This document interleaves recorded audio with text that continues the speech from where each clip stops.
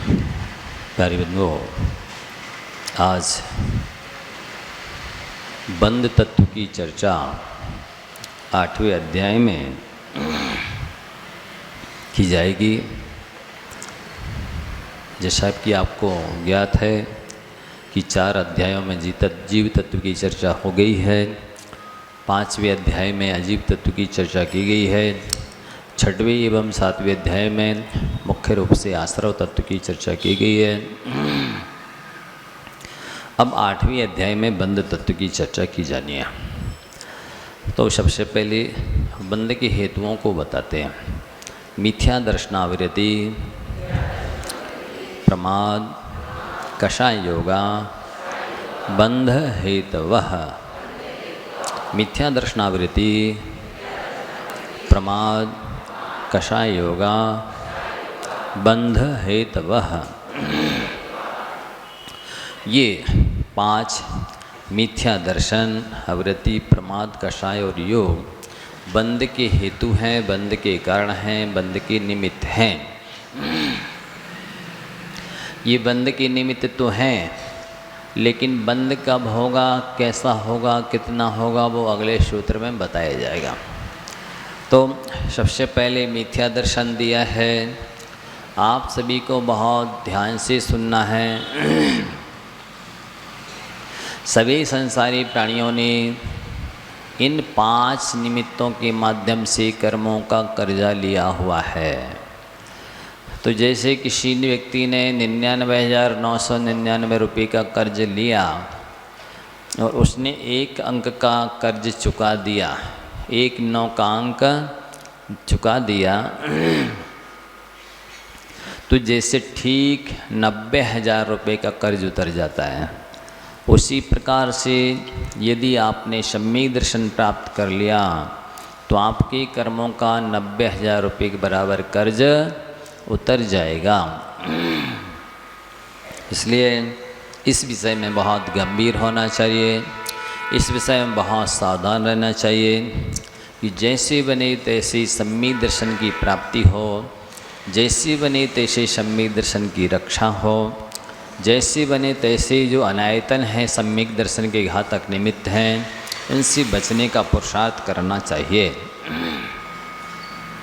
तो आपको ज्ञात होगा कि जो तत्वार्थ श्रद्धानम सम्यक दर्शनम कहा गया है, तत्वार्थ का श्रद्धान होना तो सम्यक दर्शन है, पर तत्वार्थ का श्रद्धान नहीं होना या विपरीत श्रद्धान होना या देवशास्त्र गुरु का श्रद्धान नहीं होना, ये मिथ्या दर्शन कहलाता है। तो अब उस मिथ्या दर्शन के 2 भेद हैं, एक गृहीत मिथ्या दर्शन, दूसरा अगृहीत मिथ्या दर्शन। अगृहीत मिथ्या दर्शन तो जैसे कि गाय के थन से दूध आता है, वहीं से पहले से ही मिला हुआ पानी भी आता है।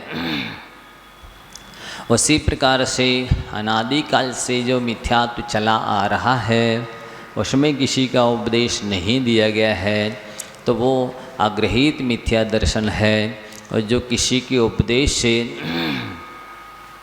यहाँ भी मध्यलोक में मनुष्यों को बहुत सारे उपदेशदाता मिल जाते हैं, जो अरे तुम्हें विपत्ति है, परेशानी है, कोई आवश्यकता है, फलाने देवी देवता को चढ़ावा चढ़ा दो, श्रीफल चढ़ा दो, तेल चढ़ा दो, चूल्हा चढ़ा दो, सब ठीक हो जाएगा।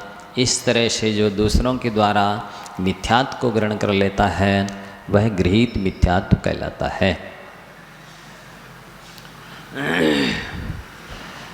दूसरी प्रकार से भी एकांत मिथ्या दर्शन, विपरीत मिथ्या दर्शन, संशय मिथ्या दर्शन, वैनिक मिथ्या दर्शन और अज्ञानिक मिथ्या दर्शन के भेद से मिथ्यात्व 5 प्रकार का है। प्रायः करके ये संसारी प्राणी अनादिकाल से लेकर आज तक एकांत मिथ्या दर्शन की वजह से भटक रहा है। एकांतवाद बहुत खतरनाक है। 363 जो मिथ्या मत हैं, वे सभी एकांतवादी हैं। और आज भी दुर्भाग्य से इतने मतांतर सम्मूर्छन जीवों की तरह उत्पन्न हो रहे हैं जिनकी गिनती नहीं है। कहलाते तो लिखते तो सभी जैन हैं, लेकिन वे अपनी अपनी मनमर्जी से ही धर्म का पालन करते हैं।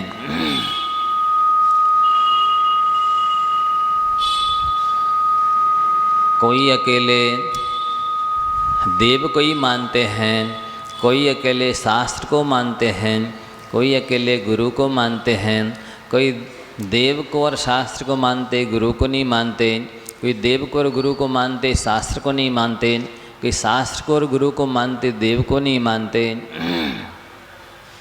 ऐसी मनमानी करने वाले इस मध्यलोक में, इस हुंडावसर्पिणी पंचम काल भारत क्षेत्र आर्यखंड में बहुत सारे जीव हैं।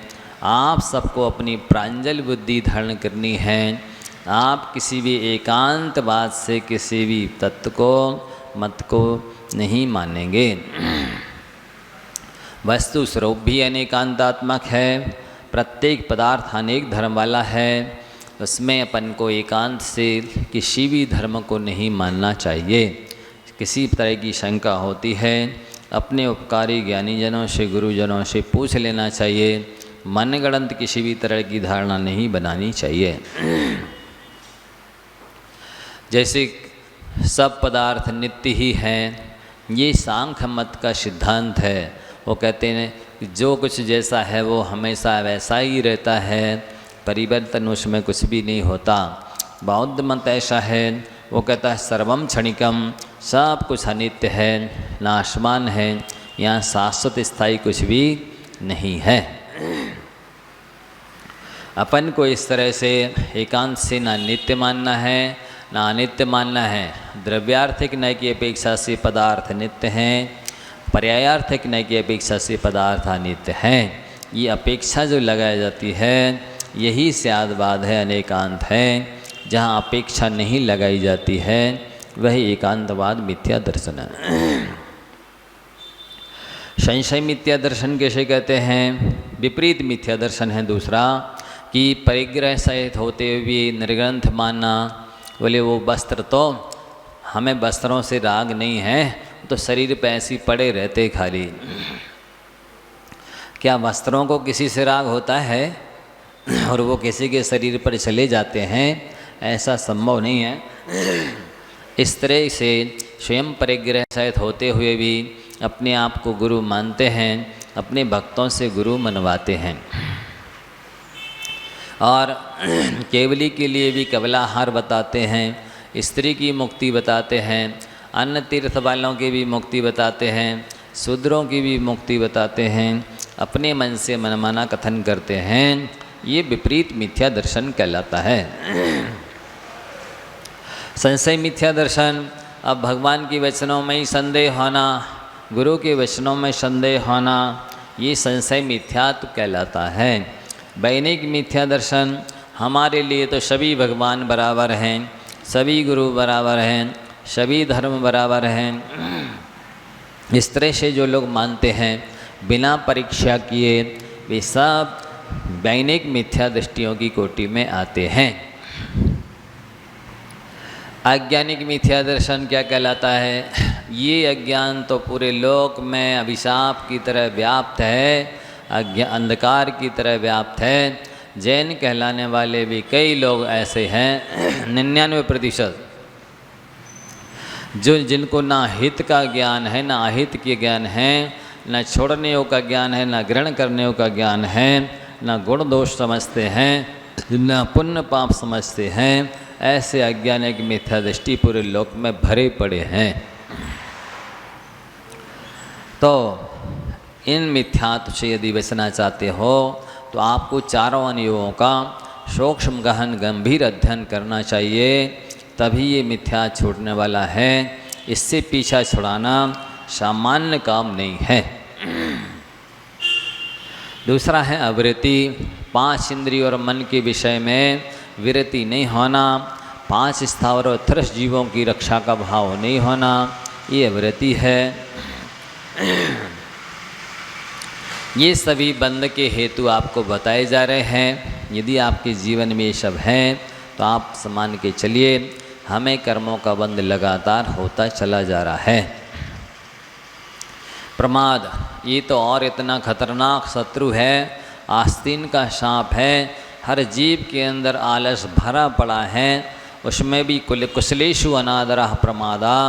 अच्छे कामों में अनादर आता है, अच्छे कामों में अनुत्साहित होता है, विषय कषायों में सदैव उत्कंठित रहता है, सदैव उत्सुक रहता है, सदैव सजग रहता है और विषय कषाय में कभी थकान नहीं होती उसे, कभी भी उसे आलस नहीं आता है। ये इसका बहुत बड़ा शत्रु है। देखा जाए जितने भी अच्छे काम रुकते हैं वे अन्य किसी कमी की वजह से नहीं, आलस की वजह से ज़्यादा रुकते हैं। इसलिए आप सभी को इस शत्रु को पछाड़ करके अच्छे कामों को समय पर विधिवत करना चाहिए। इस प्रमाद की 15 भेद हैं। अभी तो लोगों को ना संख्या मालूम है, ना भेद मालूम है, ना परिभाषा मालूम है कि हम कौन क्या कर रहे हैं। 4 विकथाएँ हैं, स्त्री कथा, राष्ट्र कथा, चोर कथा, भोजन कथा। कौन सी विकथा में हम लग रहे हैं, इस विकथा से कौन से कर्मों का आश्रय हो रहा है, कोई भान नहीं रहता है। दिन दिन निकल जाते हैं, महीनों वर्षों सालों जिंदगियां निकल जाती हैं, पर पता ही नहीं चल पाता कि हमने ज़िंदगी को प्रमाद में बिताया है कि अप्रमत्त दशा में बिताया। 4 विकथाएँ स्त्री कथा में लगे, कभी राज कथा में लगे, कभी भोजन कथा में लगे, तो कभी चोर कथा या राष्ट्र कथा में लगे हैं। उनको पता ही नहीं ये विकथा कहलाती है, इससे केवल पाप कर्म का बंध होता है। 4 कषाएँ भी प्रमाद के अंतर्गत आती हैं। कभी क्रोध हो रहा, कभी मान हो रहा, कभी मायाचारी हो रही, कभी लोह हो रहा। उनको पता ही नहीं कि ये कषाय भी है, प्रमाद भी है, मोह भी है। कुल मिलाकर के संसार वृद्धि का कारण है। और मुख्य रूप से कषाएँ चारित्र की शत्रु हैं। आप जितनी ज़्यादा कषाय करेंगे उतने ज़्यादा मोक्ष से दूर होते चले जाएंगे, अनंत भवों तक चारित्र नहीं ग्रहण कर सकेंगे। इंद्रियां हैं 5-5, कभी स्पर्शन इंद्रिय के विषय में लीन है, तो कभी रसना के विषय में लीन है, तो कभी घ्राण के विषय में, तो कभी चक्षु के विषय में, तो कभी कर्ण इंद्रिय के विषय में, तो कभी 5 इंद्रियों के विषय चल रहे हैं। पर पता ही नहीं, उनको मालूम ही नहीं है कि ये प्रमाद है, ये असंयम है, ये संसार की वृद्धि के कारण है। असत आदि वेदनीय जो पाप प्रकृतियां हैं उनके बंधे के कारण ये 15 प्रमाद हैं। और योग है मन वचन काय, जो कि आत्म प्रदेशों के हलन चलन रूप कहलाता है। उनको मालूम ही नहीं है कि हमारा मन में क्या चल रहा है, इसका क्या फल होगा, हम क्या बोल रहे हैं, इसका फल क्या होगा, हम काय से क्या कर रहे हैं, इसका फल क्या होगा, कुछ भी विचार नहीं करते हैं और पूरी ज़िंदगी निकल जाती है। किसी किसी के तो ये 5 बंध की प्रत्यय हैं। मिथ्या दर्शन भी है, अवृत्ति भी है, प्रमाद भी है, कषाय भी है, योग भी है। यदि सम्यक दृष्टि बन गए तो एक प्रत्यय मिथ्यात्व हटा है, 4 अभी भी हैं। यदि व्रति बन गए, महाव्रति बन गए हैं, तो मिथ्या दर्शन अवृत्ति 2 निकले हैं। देश व्रति बने हैं तो अभी एक ही अणुरूप में संयम आया है, अभी तो मिथ्या तो अकेला निकला है। अवृत्ति अभी भी 11 प्रकार की है। प्रमाद कषाय योग तो है ही बंध के कारण। महाव्रति बन जाने के बाद भी कषाय और ये 2 प्रत्यय बंध के रहते हैं, जो बहुत खतरनाक हैं। इनसे बचना बहुत बड़ा पुरुषार्थ है, बहुत बड़ी साधना है, बहुत बड़ा आत्मकल्याण का उपाय है। तो इन सब से आपको प्रतिपल प्रति समय सावधान रहना है। आगे बताते हैं जो 5 बंध के हेतु कहे गए हैं, निमित्त कहे गए हैं, तो कैसे कौन बंध कितना करेगा इसको आगे बताते अगले सूत्र में। सकशयित्वा जीवः कर्मणो योग्यान् पुद्गलानादत्ते स बन्धः सकषायत्वाज्जीवः कर्मणो योग्यान् पुद्गलानादत्ते स बन्धः। अब आपको ध्यान देना है कि कर्म बंध कितना होगा। जैसे कि एक लोहे का गोला है, वो आप जितना ज़्यादा तपा देंगे और तपाने के बाद में पानी में डालेंगे तो जितना गर्म होगा उस क्वांटिटी में और क्वालिटी में वो पानी को खींचेगा। देखा कभी, लोहा जितना गर्म होगा उतना ज़्यादा पानी को उतनी जल्दी खींच लेगा। इसी तरह से अपन सब की आत्मा जितनी कषाय से संतप्त होगी उतने ज़्यादा कर्मों को ग्रहण करेगी, बंद करेगी। जैसे जो जितना हैवी पावरफुल चुंबक होता है वो उतना ज़्यादा लोहे कणों को या लोहे को खींचने में सक्षम होता है। ट्रेन वगैरह में आपने देखा होगा कितने बड़े बड़े चुंबक होते हैं कि पूरी ट्रेन बड़े बड़े डिब्बों को और लोड लिए हुए डिब्बों को भी खींच लेते हैं। तो उन चुंबक के अंदर इतनी कैपेसिटी होती है। ठीक इसी तरह से आपकी आत्मा जितनी माने क्वालिटी और क्वांटिटी वाली होगी, कर्म का बंध उतना होगा।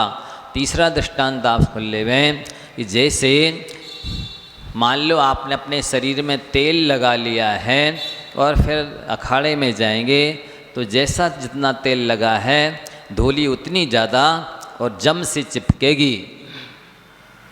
3 दृष्टांत याद हो गए। एक तो लोहा जितना गर्म होगा पानी पर डाले पर उतनी तेज़ी से उतना ज़्यादा पानी कम समय में खींचेगा। दूसरा दृष्टांत दिया आपको कि चुंबक जितना पावरफुल होगा उतना ज़्यादा वो लोहे को खींचेगा।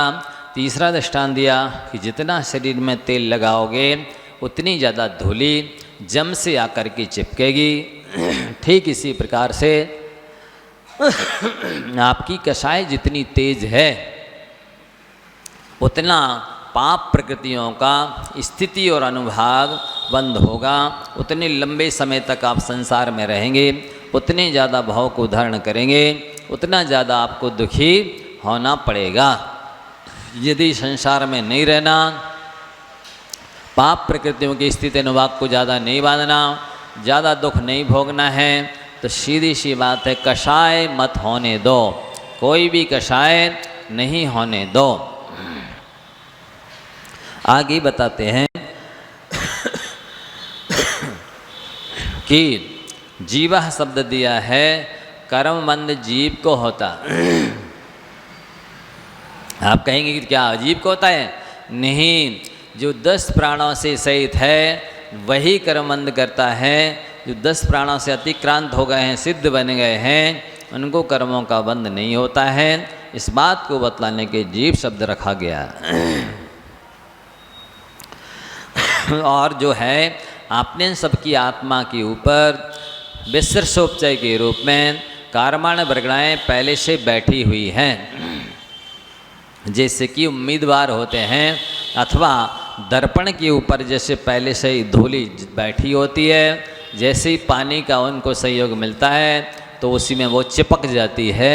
ठीक इसी प्रकार से आत्मा में जो विसर्षोपचय के रूप में पौद्गलिक वर्गणाएँ बैठी हुई हैं, जैसे ही ये जीव कषाय करता है वे पौद्गलिक वर्गणाएँ, वे उम्मीदवार के रूप में बैठी हुई वर्गणाएँ तुरंत उसी क्षण कर्मरूप परिणमन कर जाती हैं।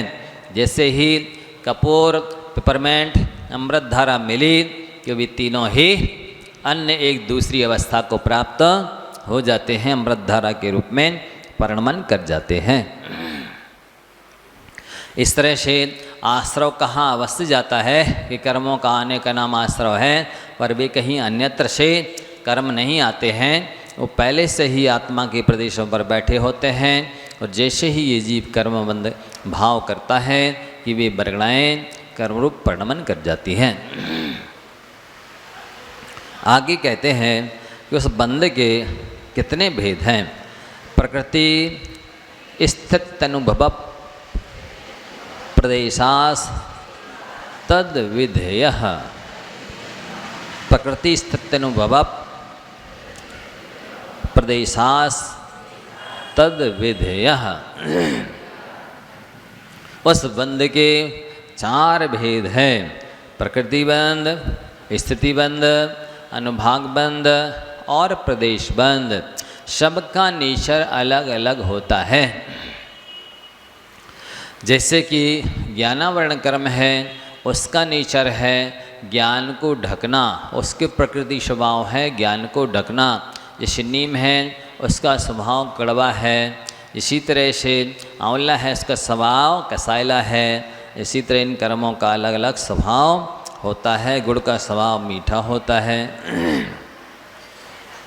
साता वेदनी गुड़ के समान होती है, अशाता वेदनी हल हाल जर के समान होती है। इसी प्रकार से दर्शनावरण का स्वभाव है कि दर्शन पर आवरण करना।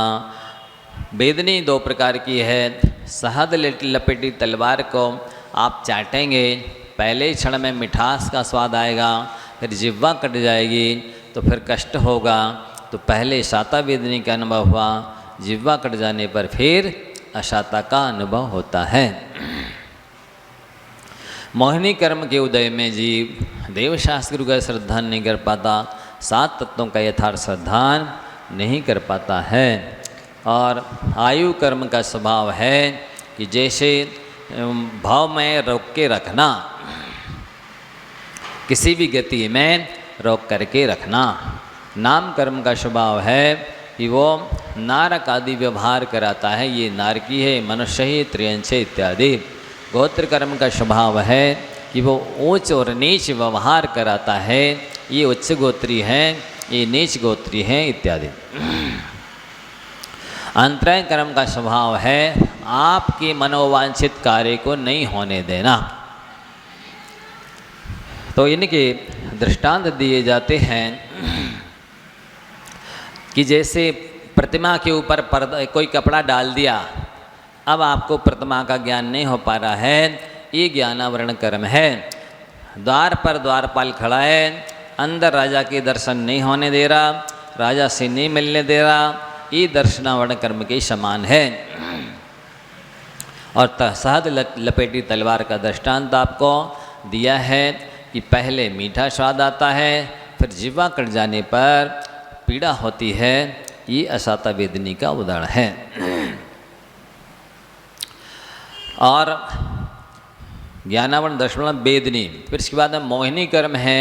मोहिनी कर्म के लिए एक दृष्टांत दिया जाता है मदिरा का, कि जैसे व्यक्ति मदिरा पी लेता है तो उसे कुछ भी भान नहीं रहता है। ठीक उसी प्रकार से मोहिनी कर्म के उदय में मोहेन समृतम ज्ञानम स्वभावम लभते नहीं, स्वभाव को प्राप्त नहीं होता है, यथार्थ वस्तु स्वरूप को नहीं समझता है। आयु के लिए दृष्टांत दिया जाता है हली यानी खौड़ा, या कोई भी बेड़ी है, किसी के पैरे में बेड़ी डाल दी, खौड़ा डाल दिया, अब वो कहीं जा आ नहीं सकता है। ऐसे ही आयु कर्म इस जीव को किसी न किसी गति में रोक करके रखता है।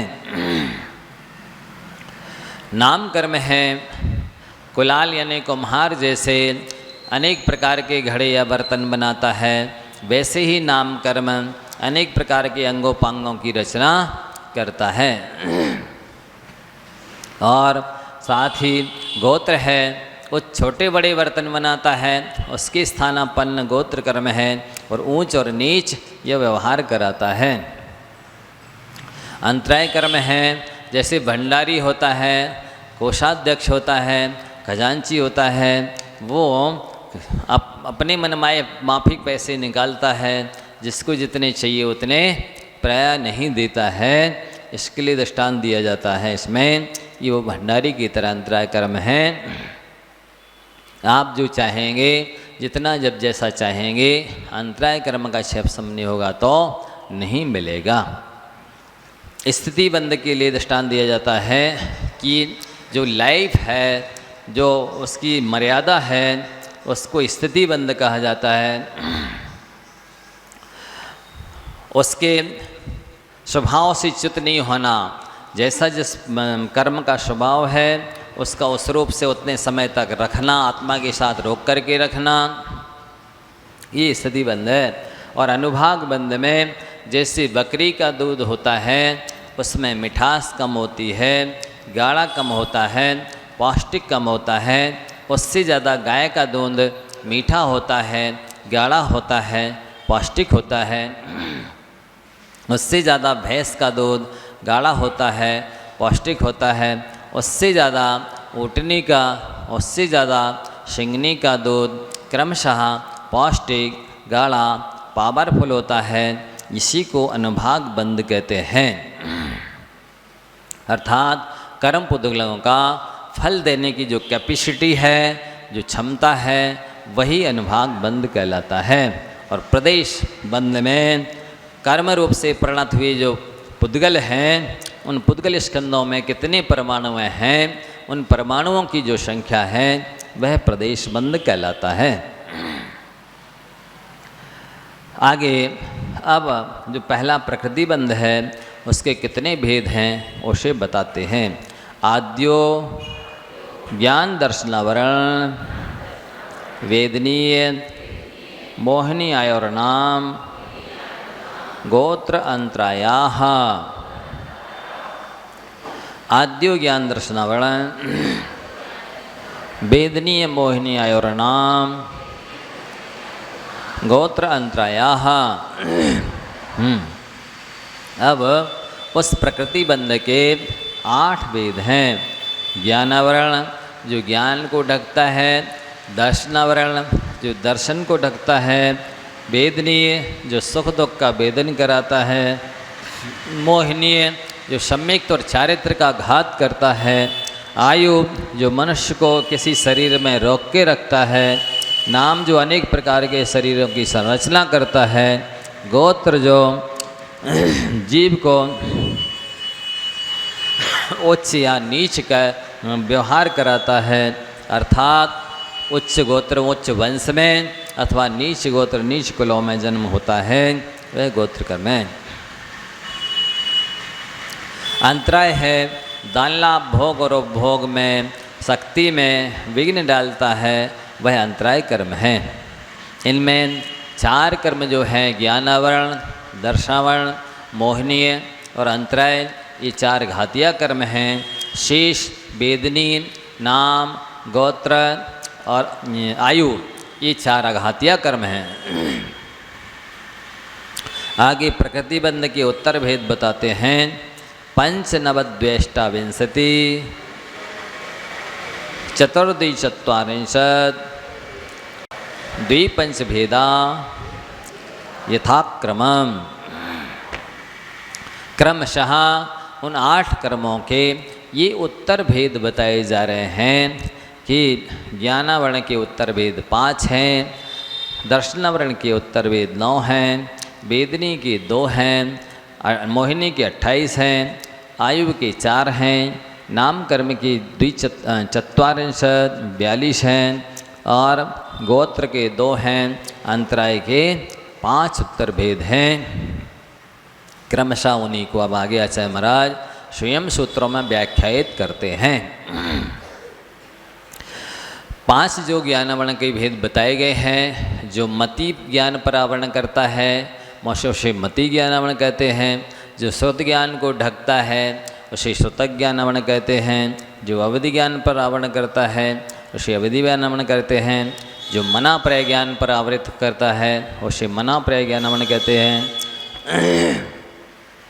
और जो केवल ज्ञान पर आवरण करता है उसे केवल ज्ञानावरण कहते हैं। अब आगे दर्शनावरण के 9 भेद बताते हैं। चक्षुरचक्षु रवधि केवलानाम निद्रा निद्रा निद्रा प्रचला प्रचला प्रचला स्त्यान ग्रध्यश्च। चक्षुरचक्षुरवधि केवलानाम निद्रा निद्रा निद्रा प्रचला प्रचला प्रचला स्त्यान ग्रध्यश्च। ये दर्शनावरण के 9 भेद हैं। जैसे आप आँख से देखते हैं तो आँख से देखने के पहले सामान्य अवलोकन होता है, सामान्य प्रतिभास होता है, फिर आँख के द्वारा ज्ञान होता है पदार्थ का। उस सामान्य अवलोकन को जो ना होने दे उसे चक्षु दर्शनवर्ण कहते हैं। चक्षु को छोड़ करके शेष 4 इंद्रियों से होने वाले ज्ञान के पहले जो सामान्य प्रतिभास होता है, सामान्य अवलोकन होता है, उसे जो कर्म ना होने दे उसे अचक्षु दर्शनवर्ण कहते हैं। फिर अवधि ज्ञान के पहले भी सामान्य अवलोकन, सामान्य प्रतिभास होता है, सामान्य ज्ञान होता है, उसे जो ना होने दे उसे अवधि दर्शनवर्ण कहते हैं। और केवल ज्ञान के साथ होने वाला जो सामान्य अवलोकन है उसे जो ना होने दे वह केवल दर्शनावरण कर्म है। अब निद्रा किसे कहते हैं? आप लोग सोते तो हैं लेकिन पता नहीं निद्रा की परिभाषा क्या है। जिस कर्म के उदय से व्यक्ति अपनी मने चेतना को सुषुप्त कर देता है, सामान्य से वो दर्शनावरण कर्म, निद्रा दर्शनावरण कर्म है। निद्रा जिस प्रकृति के उदय से जीव अल्पकाल सोता है और उठाए जाने पर जल्दी उठ जाता है और थोड़ा सा शब्द हुआ आवाज़ की और जाग जाता है, उसे तो निद्रा कहते हैं। लेकिन जिस कर्म के उदय से इतनी तेज नींद आती है कि वृक्ष के शिखर पर भी सो जाता है, क्या इतनी तेज नींद आती है कि वो विषम भूमि में भी सो जाता है, इतनी तेज नींद आती है कि चौराहे पर भी सो जाता है, फुटपाथ पर भी सो जाता है और खर्राटे भी ले लेता है। ऐसी गाढ़ निद्रा में जो सोता है वो निद्रा कहलाती है। और जिस प्रकृति के उदय से ऐसा लगता है आँखों में किसी ने धूल झोंक दी है, आँखें गड़ रही हैं, खुल नहीं रही हैं, इस टाइप से जो स्थिति बनती है, सिर भारी हो जाता है, आँखें लाल बार बार खोलता फिर भी बंद हो जाती हैं, वो प्रचला दर्शनावरण कर्म उदय है। और जिस कर्म के उदय से नींद के ऊपर नींद आती है, साथ ही लार बहती है, हाथ पांव भी चलते रहते हैं, वो प्रचला दर्शनावरण कर्म है। इसके आगे और भयानक कर्म है स्त्यान गृद्धि। जिस कर्म के उदय से व्यक्ति सोते हुए भी सुप्त अवस्था में उठ करके, एक बार एक महिला को स्त्यान गृद्धि दर्शनावरण कर्म का उदय हुआ तो शादी हुई थी नहीं, तो वो रात में उठी, साकर खोली, जंगल में चली गई। एक बड़ी शिला जैसे हजारों लोग खिसका सकते थे, अकेली ने खिसकाया, सारे बस आभूषण उतारे, उसके नीचे रखे और शिला को फिर से उसी के ऊपर मैंने आभूषणों को दबा दिया, आके सांकर लगा के सो गई। अरे आभूषण कहाँ चले गए? हमें नहीं मालूम। किसी निमित्त ज्ञानी से पूछा, बोले 7 दिन में आ जाएंगे, चिंता ना करो। 7वें दिन पुनः वो स्त्यान गृद्धि निद्रा के उदय में सोई, रात को उठी, सांकर खोली, उसी स्थान पर गई, उस शिला को हटाया, सारे आभूषण पहने, आकर के सांकर लगा के सो गई। कहाँ से आ गए आभूषण? हमें नहीं मालूम। कहाँ चले गए ये भी नहीं मालूम, कहाँ से आ गए ये भी नहीं मालूम। ऐसे ही एक बच्चा पंडित रतनलाल जी इंदौर वालों ने बताया कि उदयपुर में आश्रम में, स्कूल में, हॉस्टल में एक बच्चा रात को उठा स्त्यान गृद्धि निद्रा के उदय में, नदी में नहा के आ गया और सो गया। फिर उसे नहीं पता, ऐसा रोज करता। लड़कों ने देखा, मास्टर से शिकायत कर दी, ये रात में नहाने जाता है। शिक्षक ने कहा मैं खुद अपनी आंखों से देखूंगा। और हुआ ऐसा, जैसे उठ करके वो नदी में नहाने गया और मास्टर ने तेज उसको डांट लगा दी, जोर से चिल्लाया, क्यों भाई क्या कर रहा है? उसकी नींद खुल गई, घबरा करके मर गया। तो ऐसी स्थिति भी बनती है। ये स्त्यान गृद्धि का उदय, मान लो किसी श्रावक के आ जाए और वो रात के उठ करके चौका लगा ले, और मुनि महाराज के भी स्त्यान गृद्धि का उदय आ जाए और वे आहारों को निकल जाए और वो श्रावक पड़गा ले अरे मुनि महाराज आहार कर लें। देखने वाले कहने लगे अरे रात में खा रहे महाराज, तो ना श्रावक को पता ना मुनि महाराज को पता और आहार चल रहा है। ऐसा भी हो सकता है। स्त्यानगृद्धि निद्रा के उदय में ऐसी खतरनाक भयानक निद्रा होती है और इसमें विशेष शक्ति जागृत हो जाती है। वो जिसको सैकड़ों लोग ना कर सकें वो काम अकेला कर देता है इस स्त्यानगृद्धि महानिद्रा के उदय में। फिर आगे वेदनी के दोनों भेद बताते हैं। स दशद वेद्ये, स दशद वेद्ये। ऐसा क्यों पढ़ रहे हैं? इसलिए कि दा में असत वेदनी का आ मिला हुआ है, इसलिए वो उसी साइड बोला जाएगा। स दशद वेद्ये ऐसा पढ़ा जाएगा, सद सद वेद्ये नहीं पढ़ा जाएगा। जैसे द्रव्य संग्रह में जीवम जीवम दब्बम नहीं पढ़ना चाहिए, जीव मजीवम दब्बम ऐसा पढ़ना चाहिए, क्योंकि अजीब का उस माँ में मिला है, इसलिए वो माँ उसी साइड बोला जाएगा। जीव मजीवम दब्बम जिणवर बसेण जीर्ण दिठम देविंद विंद बंदम बंदे तम शब्दा शीर्षा, तो उसको भी ध्यान रखना चाहिए। वेदनी के ये दो भेद हैं। साता वेदनी जिसके उदय से देवादि गतियों में शरीर और मन संबंधी सुख की प्राप्ति होती है, वो साता वेदनी है। जिस कर्म के उदय से अनेक प्रकार की शारीरिक मानसिक द्रव्य क्षेत्र काल भाव की प्रतिकूलता होती है, कष्ट भोगने पड़ते हैं, वो असाता वेदनी है। आगे मोहिनी कर्म के जो 28 वेद हैं उन्हें गिनाते हैं। दर्शन चारित्र मोहिनिया, कसाय कसाय वेदनिया, ख्यास त्रिद्विनव षोडश वेदाः, सम्यक्त मिथ्यात्व तदुभयान्य कषाय कषायौ, हास्यरत्यरति शोक भय जुगुप्सा, स्त्री पुण्य पुंसक वेदा, अनंतानुबंध्य प्रत्याख्यान प्रत्याख्यान। संयुक्त बोलना है। आप लोग प्राय करके कोई कितनी उच्चारण करा दे, लेकिन चूँकि पहले से पढ़ते चले आ रहे हैं, मैं सुनना कोई भी सुधार नहीं कर रहा। वे अपनी धारणा के अनुसार ही उच्चारण करते हैं, वे सुनते ही नहीं हैं कि किस सूत्र का किस तरह उच्चारण किया कराया जा रहा है। वे अपनी पूर्ण धारणा के अनुसार ही बोलते हैं। कोई कुछ भी सुना दे, समझा दे, उच्चारण करा दे, सुधार करने की कोशिश ही नहीं करते।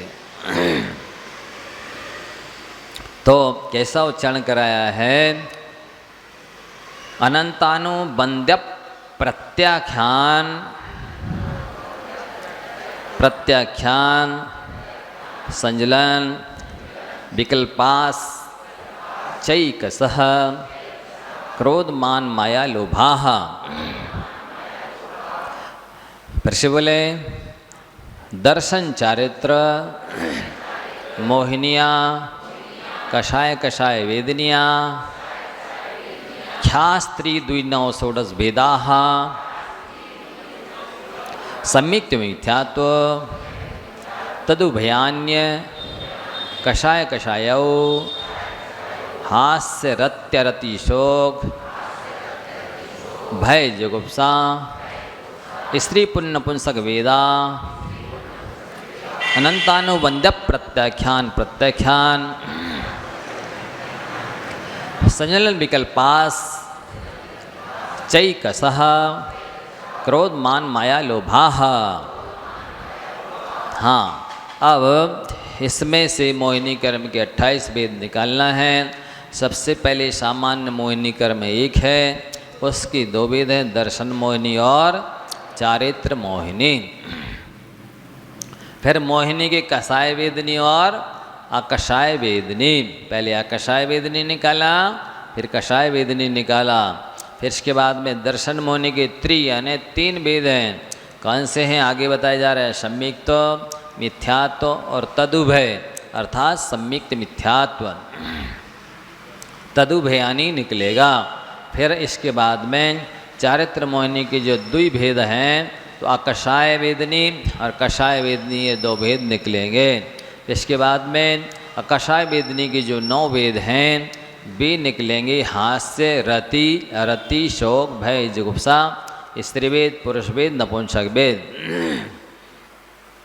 फिर जो कषाय वेदनी के 16 भेदा 16 वेद हैं वे क्रमशः अनंतानुबंधी, क्रोधमान, माइलोभेचार, अप्रत्याख्यान, क्रोधमान, माइलोभेचार, प्रत्याख्यान, क्रोधमान, माइलोभेचार और संजुलन, क्रोधमान, माया, लोभ। इस तरह से ये 16 भेद निकलते हैं। कुल मिलाकर 28 भेद हो जाते हैं। तो दर्शन मोहिनी का क्या कार्य है? जो आत्मा की श्रद्धा गुण का घात करता है, सम्यक्त गुण का घात करता है, वह दर्शन मोहिनी है। तो सामान्य से सम्यक्त गुण का घात करने वाला दर्शन मोहिनी हो गया। अब उसके ये 3 भेद हैं। मिथ्यात्व, जिसके उदय से यथार्थ तत्वों का श्रद्धान नहीं होता या देवशास्त्र का श्रद्धान नहीं होता, वे मिथ्यात्व है। और दही और गुड़ के मिले हुए स्वाद के समान खटमिट्ठा अथवा दाल और चावल के मिले हुए खिचड़ी के स्वाद के समान जिसका स्वाद होता है, वो सम्यक्त मिथ्यात्व कर्म है। इसमें मिक्स श्रद्धा होती है, अनायतन के प्रति भी श्रद्धा होती है और आयतन के प्रति भी श्रद्धा होती है। एक ही समय में ये सम्यक्त और मिथ्यात्व दोनों परिणाम होते हैं। फिर सम्यक्त प्रकृति का क्या कार्य है? सम्यक्त जो छायासमिक सम्यक दर्शन है, उस छायासमिक सम्यक दर्शन में इस सम्यक्त प्रकृति का उदय रहता है। इसके उदय में सम्यक्त दृढ़ नहीं होता है, या तो 25 दोषों में से कोई दोष रखता है, मल जिसे कहते हैं, या फिर ये हमारा मंदिर है, ये उनका मंदिर है, ये हमारे भगवान हैं, ये उनके भगवान हैं इत्यादि आप्तागम और पदार्थों में शिथिलता रहती है, दृढ़ आस्था नहीं रहती। फिर चारित्र मोहिनी कर्म है, जो आत्मा के चारित्र गुण का घात करता है, आत्मा में चारित्र नहीं होने देता है, वह चारित्र मोहिनी कर्म है। उसके जो आकाशाय वेदनी है, वस्तुतः आकाशाय कह रहे हैं, लेकिन ये भी बहुत खतरनाक है। आकाशाय बोले, ईशत कसाय बोले, नौ कसाय बोले, इनको वश में करना भी सामान्य काम नहीं है। हास्य को हो, चाहे रति को हो, चाहे रति को हो, ये सारी कषाएँ अनंतानुबंधी आदि क्रोधमान, माया, लोभ के साथ मिलकर के बहुत आत्मा के गुणों का घात करती हैं। जैसे कुत्ता है, स्वामी की सपोर्ट पा करके शेर की तरह गुर्राता है और काट देता है, तो फिर जीव बचना मुश्किल हो जाता है। इसी तरह से ये 9 कषाय हैं, ये अनंतानुबंधी रूपी स्वामी का सहयोग पा करके उस कुत्ते की तरह हावी हो जाती हैं, प्रभावी हो जाती हैं। इसलिए इन सब कषायों पर कंट्रोल रखना चाहिए। जिसके उदय से हंसी आती है वो हास्य कर्म है, लेकिन कर्म हास्य है, पर आपके ऊपर है। आपको रावण की तरह हंसना है कि कृष्ण की तरह हंसना है कि राम की तरह हंसना है, ये आपके ऊपर है। कि आँखों से मात्र हंसना है कि दांत निकल आए इतना हंसना है कि बिल्कुल शरीर बॉडी पूरी हिल जाती है, इस तरह से लोटपोट होकर के हंसना ही आपके ऊपर निर्भर है। लेकिन मुस्कान सबसे अच्छी मानी जाती है। चक्षुर्भ्याम हंसते विद्वान, विद्वान संत साधक नेत्रों से हंसते हैं। और दंतोद्घाटे ने मध्यमा, जो मध्यम पुरुष होते हैं उनके हंसते समय दांत बाहर निकल आते हैं। अधमा अट्टहासेन, और जो अधम पुरुष होते हैं वे अट्टहास के साथ में हंसते हैं। आवाज़ आती है हंसने की, शरीर विकृत हो जाता है।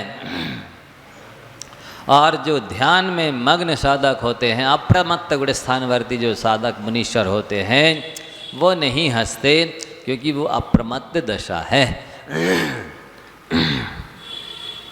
फिर इसके बाद में रति जश के उदय से द्रव्य में, क्षेत्र में, काल में, भाव में राग होता है, रति होती है, वो रति वेदनी है। ये भी आपके ऊपर है कि अशुभ से रति करना है कि पंच प्रवेष्टि से रति करना है, ये आपके ऊपर निर्भर करता है कि शुभ करना है कि अशुभ करना है। अरति वेदनी वह है जिस कर्म के उदय से द्रव्य, क्षेत्र, काल, भाव में अरुचि होती है, अप्रीति होती है, अलगाव जैसे होता है, उसको अरति वेदनी कहते हैं। आचार्य श्री कहते थे जिसके उदय से तप, ध्यान आदि में भी मन न लगे वो अरति वेदनी कहलाता है। फिर शोक है जिसके उदय से इष्ट का वियोग होने पर अंदर ही अंदर बेचैनी होती है, वह विकलता होती है, वह शोक वेदनी कर्म है। इससे आगे शोक करने से आगे और भविष्य में अनंत शोक करना पड़ता है, इसलिए किसी भी चीज़ का शोक नहीं करना चाहिए। भय है जिसके उदय से भय उत्पन्न होता है। अब ये आपके ऊपर है कि आप डरें या नहीं डरें, डरना नहीं चाहिए, अन्यथा ये मोहिनी का भेद है, भविष्य के लिए और कई गुना ज़्यादा बन जाता है। जुगुप्सा है जिसके उदय से गिलानी होती है अथवा जिसके उदय से स्वयं की कमियां ढकता है ये जीव और दूसरों की निंदा करता है, वो जुगुप्सा वेदनी कर्म है।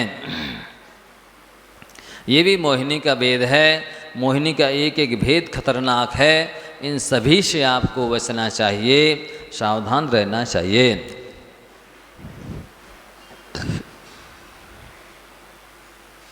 जिसके उदय से स्त्री संबंधी भावों को प्राप्त होता है ये जीव, वह स्त्री वेद है। जिस कर्म के उदय से पुरुष संबंधी भावों को प्राप्त होता है जीव, वह पुरुष वेद है। जिसके उदय से नपुंसक संबंधी भावों को प्राप्त होता है जीव, वह नपुंसक वेद है। इनसे भी बहुत सावधान रहना चाहिए, बहुत खतरनाक हैं ये वेद कर्म, जीव को दुर्गतियों में ले जाते हैं। फिर आगे है कषाय वेदनी। कषाय वेदनी के लिए गौमठ शाह जीव कांड में आचार्य नेमी चंद्र सिद्धांत चक्रवर्ती देव ने कहा, सुख दुख शुभौ शस्यम कम्मक खेतम कसेद जीव से संसार दूर मेरम तेण कषाओत्तीणम बेनती। जिसमें सुख दुख रूपी धान निकलती है, ऐसे कर्म रूपी खेत को ये संसार, लंबा संसार ही जिसकी मेड़ है, यह जीव कसाय के माध्यम से कृषता है, जोतता है। कहने का तात्पर्य हुआ जिसकी जितनी ज़्यादा लंबी कसाय है उसका उतना लंबा संसार है, उसको उतना ज़्यादा दुख भोगना है। यदि संसार में नहीं रहना है, दुख नहीं भोगना है, तो कोई भी कषाय स्वप्न में भी मत करो। गलती होने पर तुरंत गलती स्वीकार करो, प्रायश्चित लो। फिर इसके अनंतानुबंधी अप्रत्यख्यान प्रत्यख्यान संलग्न भेद हैं जो सम्यक और चारित्र दोनों का घात करती है। ये अनंतानुबंधी कषाय है। एक बात को ध्यान से सुन लीजिए आप लोग कि देव, शास्त्र और गुरु को निमित्त बना करके जो क्रोध किया जाता है वो अनंतानुबंधी क्रोध है। देव शास्त्र गुरु को निमित्त बना करके जो प्रेस्टीज पॉइंट बनाया जाता है वो अनंतानुबंधी मान है। देव शास्त्र गुरु को निमित्त बना करके जो मायाचारी की जाती है वो अनंतानुबंधी माया है। और देव शास्त्र गुरु के लिए भी लोभ जो किया जाता है, उनके विषय में भी जो कंजूसी बरती जाती है वो अनंतानुबंधी लोभ कषाय है। आप अनुमान लगा सकते हैं कि मेरा मिथ्या तो भी अनंतानुबंधी बैठी है कि चली गई है। फिर जो कषाय अणुव्रत नहीं होने देती है वो अप्रत्याख्यानावरण कषाय है। जो कषाय महाव्रत नहीं होने देती है वो प्रत्याख्यानावरण कषाय है। और जो कषाय यथाख्यात चारित्र नहीं होने देती, शुद्धोपयोग, स्वरूपाचरण, शुक्ल ध्यान नहीं होने देती है, यथाख्यात चारित्र नहीं होती, वो संजलन कषाय है। अब इसमें एक बात और ध्यान रखने की है कि यदि आपकी किसी से लड़ाई बुराई हुए, मनमुटाव हुए, बोलचाल बंद हुए, 6 महीने से ज़्यादा हो गए हैं, तब तो आप नियम से मिथ्या दृष्टि हैं। कितने ही पूजन कर लें, कितने ही पाठ कर लें, कितने ही व्रत उपवास कर लेवें, कितने ही सम्यक शिखर की वंदना कर लेवें, सम्यक दर्शन तो नहीं होगा। 6 महीने से ज़्यादा यदि हो गए हैं, आपके किसी से बैर चल रहा, बोला चाली बंद है, मनमुटाव चल रहा है, तो आप मिथ्या दृष्टि अनंत संसारी हैं। और 6 महीने के भीतर भीतर यदि बैर मिट रहा है तो ठीक है, अन्यथा आपके पास अप्रत्यक्ष हनन कषाय है, आप चौथे के ऊपर तो नहीं हैं। और यदि 15 दिन के भीतर भीतर कषाय नहीं मिट रही है तो आप अनुवृत्ति नहीं हैं, क्योंकि आपके अभी भी अप्रत्यक्ष हनन कषाय का उदय चल रहा है। और संजुलन कषाय यदि आपकी अंतर मुहूर्त में मनस्थिति ज्यों की त्यों नहीं हो रही है, कषाय शांत नहीं हो रही है, तो महाव्रत गए। ये किसी की बपौती नहीं है कि ये किसी के पास परमानेंट रह जाएं, इनका तो भावों से संबंध है। आपके परिणामों की जितनी निर्मलता है उतना चरित्र आपके पास है। अब आगे ये चारों कषाय भी पहले गुण स्थान वाले के पास होंगे, यदि चौथे गुण स्थान वाला है तो 3 होंगे, 5वें वाला है तो 2 हैं, और महाव्रती मुनि महाराज हैं तो एक संजुलन कषाय अभी भी क्रोध मान माया लोभ के रूप में है। आगे गति के आयु कितने प्रकार की होती है वो बताते हैं। नारक तैर यज्ञोन, नारक तैर यज्ञोन मानुष दैवानी, देवानी नहीं बोलना, और बड़ी ई भी नहीं है, दैवानी ऐसा भी नहीं बोलना, दैवानी ऐसे उच्चारण शुद्ध करिए। फिर तो कहते हैं कि जिसके सद्भाव में जीवन रहता है और जिसके अभाव में जीवन समाप्त हो जाता है वो आयु कर्म है। उसके 4 वेद हैं। जिस कर्म के उदय से तीव्र शीत उष्ण की वेदना भोगने के लिए नरकों में दीर्घ काल जीवन बिताना पड़ता है वो नरकायु है। जिस कर्म के उदय से क्षुधा तृषा शीत उष्ण दंश विषक आदि के करोड़ों जिह्वाओं के द्वारा जो कष्टों का वर्णन नहीं किया जा सकता, ऐसी त्रियंच गति के कष्ट भोगने के लिए बाध्य होना पड़ता है, वो त्रियंचायु है। फिर शारीरिक और मानसिक सुख और दुख दोनों ही जहाँ पर रहते हैं वह मनुष्यायु है। और शारीरिक और मानसिक अनेक प्रकार के प्रयास सुख रहते हैं, उसी देवायु कहते हैं। गति में और आयु में क्या अंतर है? गति आधार है, आयु आधेय है। जैसे मोटरसाइकिल हो गई गति और पेट्रोल हो गया आयु, पेन हो गया गति, स्याही हो गई आयु, बल्ब हो गया गति, करंट हो गया आयु। इस तरह से लगाना चाहिए। अब नाम कर्म के जो 42 वेद हैं उनकी चर्चा करते हैं। आप पूछ सकते हैं कि महाराज जी इन सब के पढ़ने लिखने का औचित्य क्या है, इस सब से होता क्या है पढ़ने सुनने से, किसी को प्रश्न उठ सकता है। तो बंधुओं आप इसको बहुत सूक्ष्मता से एकाग्रता से पढ़ सुन लीजिए। आपके पास जो कुछ भी है वो सारी कर्म की धरोहर है। जैसे आपके यहाँ कोई करोड़ रुपए रख जाए और आप अपने आप को करोड़पति मानने लग जाओ तो ये मूर्खता है। इसी प्रकार से जो सारी कर्मों की धरोहर है, जो कुछ भी आपको मिला है उसको आप आत्मा समझ रहे हैं अथवा अपना समझ रहे हैं, दोनों ही अपराध हैं। इसलिए इन सबको पढ़ना सुनना बहुत आवश्यक है। गति जाति शरीरांगोपांग निर्वाण निर्माण। देखो निर्वाण में और निर्माण में अंतर है। निर्वाण जिसमें वाह है वजन वाला, उसका अर्थ तो मोक्ष होता है, और निर्माण जिसमें है उसमें रचना होती है। इसलिए निर्माण यहाँ दिया गया है, क्योंकि नाम कर्म की रचना बताई जा रही है, यहाँ निर्वाण नहीं। बंधन, संघात, संस्थान, संहनन, स्पर्श रसगंध, वर्णानुपूर्व्या, गुरु लघुपघात, परघाता, तपोद्योतोच्छ्वास,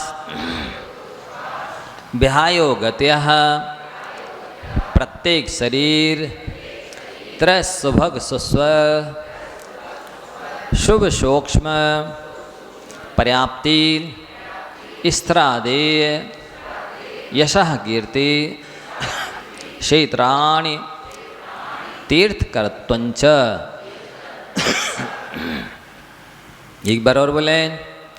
गति जाति, शरीरांगोपांग, निर्वाण, बंधन संघात, संस्थान, संहनन, स्पर्श रसगंध, वर्णानुपूर्व्या, गुरु लघुपघात, परघाता, तपोद्योतोच्छ्वास,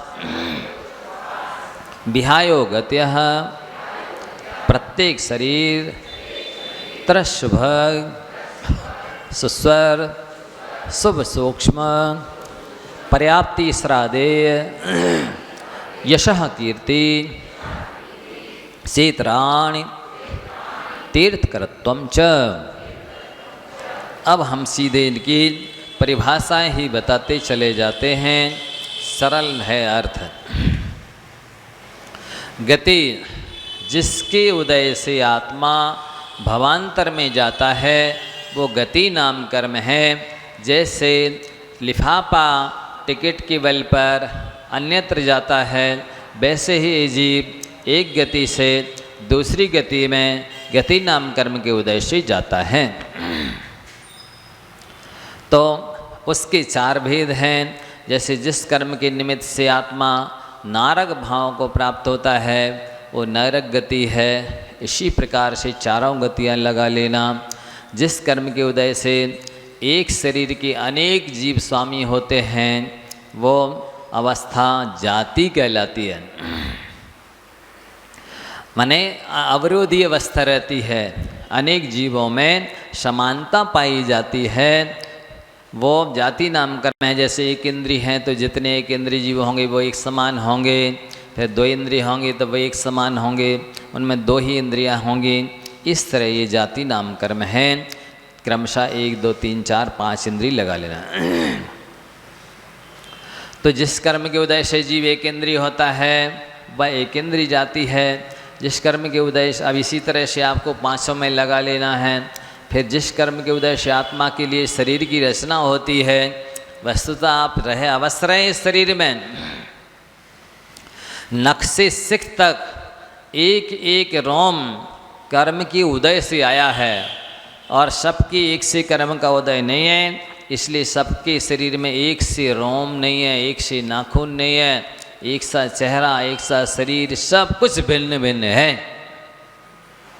24 घंटे 12 महीने रह रहे हैं, लेकिन आप पर इसका कोई स्वामित्व वर्चस्व नहीं है।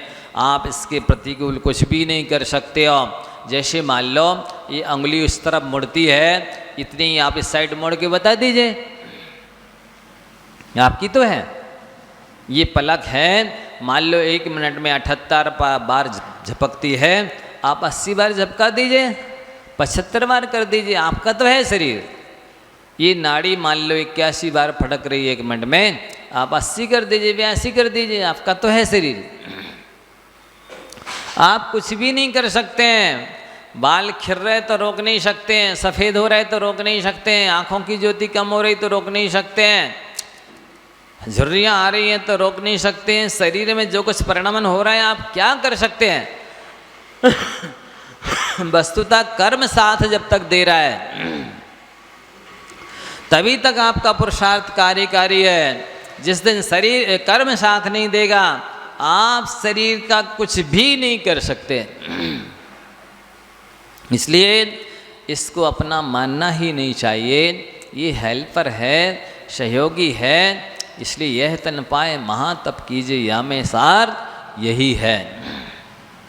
वस्तुतः ये शत्रु पकड़ में आ गया है, इससे तो अच्छी तरह से तपस्या करके इस शत्रु का मने कहना चाहिए बदला ले लेना चाहिए कि शरीर की वजह से ही हमको अनंत काल से 4 गति 84 लाख योनियों में भटकना पड़ा और बचनातीत कष्ट सहने पड़े। बताइए आपके पास शरीर ना हो तो आपको कौन कष्ट दे सकता है? कोई दे सकता है? अरे शरीर की वजह से ही तो हमको कष्ट भोगने पड़ते हैं। ये शरीर भी कष्ट देता है और शरीर के निमित्त से और सारी दुनिया कष्ट दे रही। यदि शरीर ना होता तो ना शरीर से कष्ट मिलता और ना ही किसी से, क्योंकि हमारी आत्मा तो अतीन्द्रिय है, आरोपी है, अमूर्तिक है। इसलिए इसका उपयोग सदुपयोग तो यही है, इससे तपस्या कर लेनी चाहिए। शास्त्रों में लिखा है जो व्यक्ति शरीर सुख में आसक्त है वह आत्मा को ठगता है, आत्मा को धोखा देता है, आत्मा को दुर्गति में ले जाता है। आगे बताते हैं कि जिस कर्म के उदय से आत्मा के शरीर की रचना होती है वो शरीर नाम कर्म है, और उसमें भी औदारिक शरीर की रचना होगी तो औदारिक शरीर नाम कर्म है, वैक्रिक शरीर की रचना होगी तो वैक्रिक नाम कर्म है, आहारक शरीर की रचना होगी तो आहारक नाम कर्म है, और तेजस कर्माणु तो साथ साथ रहते ही हैं। अब अंगोपांग नाम कर्म भिन्न है। शरीर की रचना करने वाला कर्म अलग है, और शरीर में फिर जो आँखें हैं, नाक कान हैं, अंगुलियां हैं, इन सब की रचना करने वाला भिन्न कर्म है। एक ही कर्म से पूरा शरीर नहीं बना, अनेक कर्मों की सहायता लेकर के शरीर की रचना हुई है। तो जिस कर्म की उदय से सिर, पीठ, जांग, बाहु, हाथ पैर इत्यादि 8 अंगों की और अंगुली नाक कान आदि उपांगों की रचना होती है, वो अंगोपांग नाम कर्म है। बंधुओं बताओ आपका क्या है? कितने सारे कर्म मिलकर के आप इस शरीर में रह रहे हैं, इसके बाद भी इसको अपना मानते हैं। इससे बड़ी और मूर्खता क्या हो सकती है? फिर जिसके उदय से अंगोपांगों की रचना यथा स्थान, जैसे नाक इधर चाहिए तो यहीं हो, और जितने प्रमाण में चाहिए उतने ही हो, तो यथा स्थान और यथा प्रमाण जो रचना होती है वो निर्वाण नाम कर्म है। अन्यथा अन्यत्र कहीं रचना हो जाए या फिर बड़ी हो जाए हाथी की नाक जैसे, तो ये प्रमाण से भी ज़्यादा है। फिर अब ये जो शरीर है इसको बंधन जो हुआ है उसका कर्म अलग है। जैसे मकान बना, इसमें ईंटें जोड़ दी, ये बंधन हुआ। अब इसमें जो पलस्तर किया गया बाद में वो संघात हुआ। इसी तरह से इस शरीर में यदि बंधन नाम कर्म तो होवे, शरीर तो बन जाए, पर संघात नाम कर्म ना हो तो क्या होगा? ये जैसे ईंटें तो जोड़ दी पर पलस्तर नहीं हुआ तो कैसा लगेगा ये बिल्डिंग? इसी स्थिति अपने शरीर की होगी। तो ये संघात नाम कर्म अलग है, बंधन नाम कर्म अलग है। अकेला बंधन नाम कर्म से तो लकड़ियों के ढेर की तरह होता है शरीर। यदि संघात नाम कर्म ना होता, व्यवस्थित इस पर पलस्तर ना होता तो अपन लोगों को बैठना मुश्किल हो जाता। अरे मक्खी के पंख बराबर भी ऊपर से झिल्ली निकाल दो तो आप अपने शरीर को आप स्वयं नहीं देख पाओगे, और इतनी मक्खियाँ भिनभिनाएंगी कि 5 मिनट भी शांति से नहीं बैठ पाओगे। ऐसी शरीर की दशा है।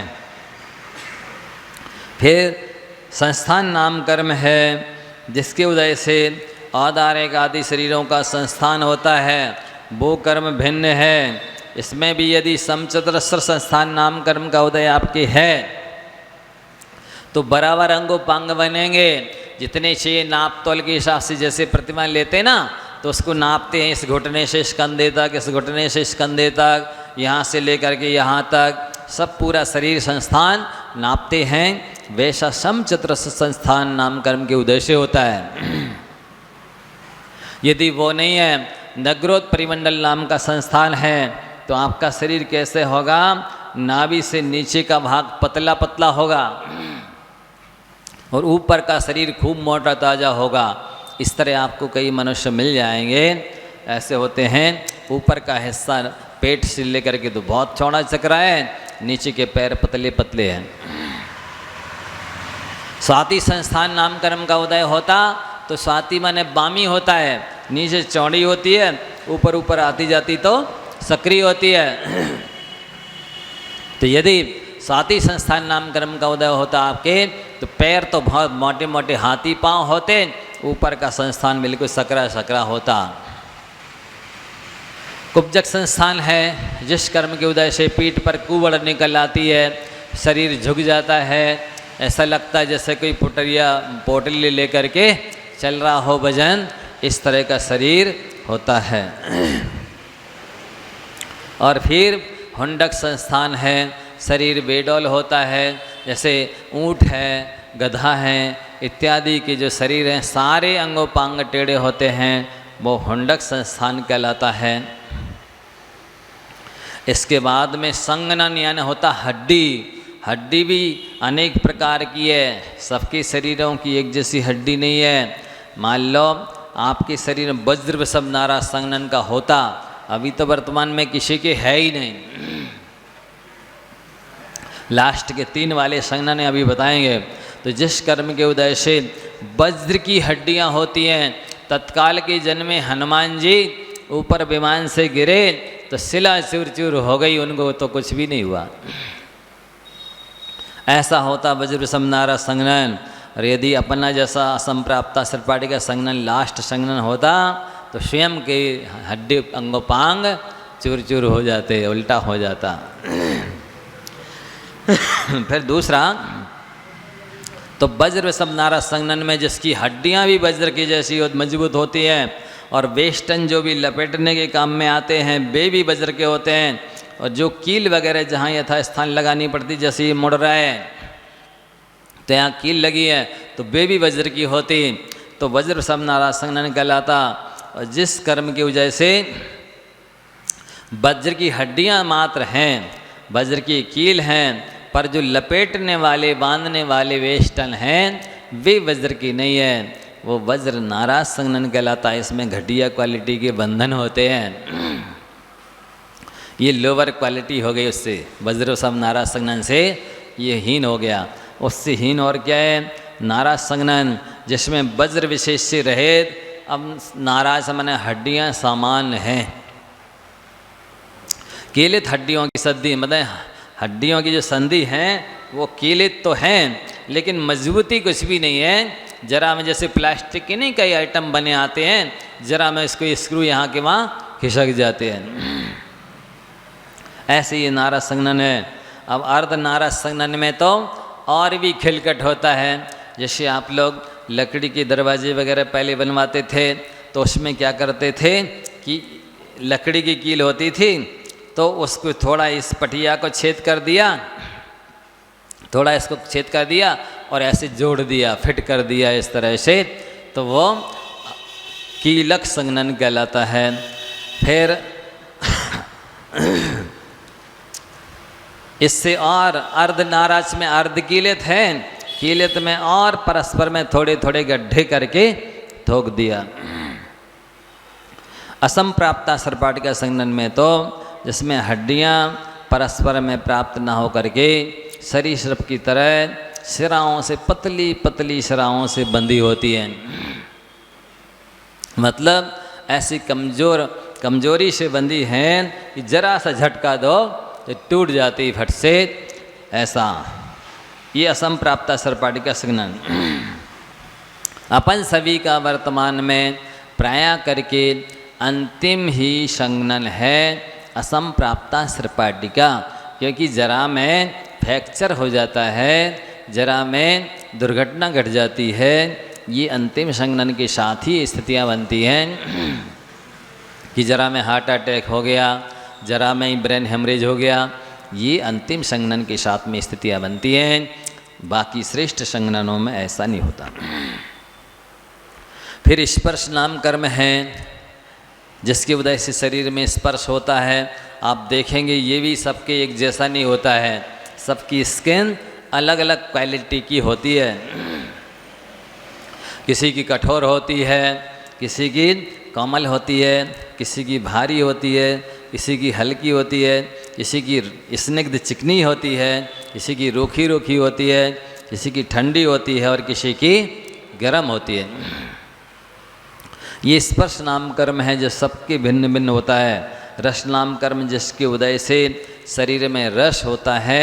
अब आप बताइए, आप कुछ भी खा लीजिए, यदि आपके अशुभ नाम कर्म का उदय है तो आप भले ही मतलब अच्छे से अच्छी ठंडाई, अच्छे से अच्छा जूस पिए, लेकिन वो शरीर में जाके सब मलमूत्र या कहना चाहिए पीप इत्यादि रूप बना देगा। घटिया क्वालिटी का रस बनेगा, अच्छा रस नहीं बनेगा। आप कोई भी चीज़ यूज कर लीजिए, मूल चीज़ है पुण्य। यदि वो पुण्य कर्म का उदय है तो हर चीज़ की अच्छी क्वालिटी बनेगी, श्रेष्ठ चीज़ बनेगी। और घटिया पुण्य है तो आप बढ़िया चीज़ भी उपयोग करेंगे, खाएंगे पिएंगे तो वो घटिया रूप परिणमन कर जाएगी। फिर रस नाम कर्म है, जिस कर्म की वजह से शरीर में रस होता है। तो खट्टा मीठा कड़वा कसाइला चरपरा, ये भी अलग अलग। किसी का मीठा खाया और बाद में मुंह में कड़वाहट लगती नहीं, और किसी ने कड़वा खाया लेकिन मीठा मुख में मीठा स्वाद आता है, दिल में दिन भर मिठास बनी रहती जिह्वा में, हैं। और कई लोग अच्छा लौंग इलायची खा ली, इसके बाद भी दुर्गंध आती है। तो ये रस नाम कर्म का उदय अलग अलग होता है। गंध नाम कर्म है, जिस कर्म के उदय से शरीर में गंध आती है। अच्छी साबुन से नहा लिया, बढ़िया सेंट लगा लिया और भी अनेक खुशबूदार चीज़ें लगा ली, लेकिन फिर भी देखा थोड़ी देर में बहुत दुर्गंध आती है किसी किसी के शरीर में। तो वैसे कर्म का उदय रहता है, पुण्य नहीं है, इसलिए ऊपर से कुछ भी थोपने से सुगंध नहीं आती।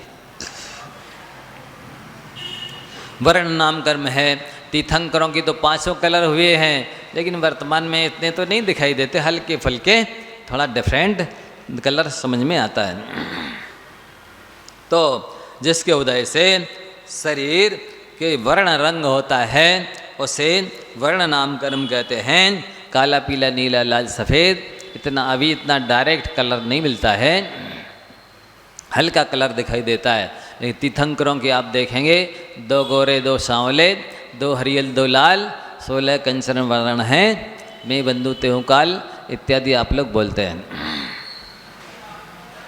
फिर आनुपूर्वी नाम कर्म है, जिसके उदय से विग्रह गति में पूर्व शरीर छोड़े हुए आकार आत्मा के प्रदेश बने रहते हैं। जैसे मान लो कोई भी मनुष्य या त्रियंच मर करके देवगति में जा रहा है। मान लो कोई हाथी है मर करके देवगति में जा रहा है तो उसकी आनुपूर्वी तो कहलाएगी देवगत्यानुपूर्वी, लेकिन आत्मा के शरीर का आकार हाथी जैसा होगा, क्योंकि वो हाथी का शरीर छोड़ के जा रहा है ना, तो हाथी जैसा विग्रह गति में आकार होगा। या कोई मनुष्य जा रहा है तो उसके मनुष्य का जैसा शरीर था वैसे आत्मा के प्रदेश देवगत्यानुपूर्वी में रहते हैं। इसी तरह से मनुष्य आदि अन्य गतियों में भी लगाना। अब अग्रु लघु नाम कर्म देखो जरा, कितने कर्मों से जकड़े हुए हैं अपन लोग। जैसे एक बड़ा कारखाना या मशीन, अनेक तरह के इंस्ट्रूमेंट्स मिल करके, अनेक तरह की स्क्रू मिल करके बनती है मशीन। इस तरह से अपना शरीर भी अनेक तरह के कर्म मिल करके इस शरीर की रचना हुई है। एक कर्म का हाथ इसमें नहीं है।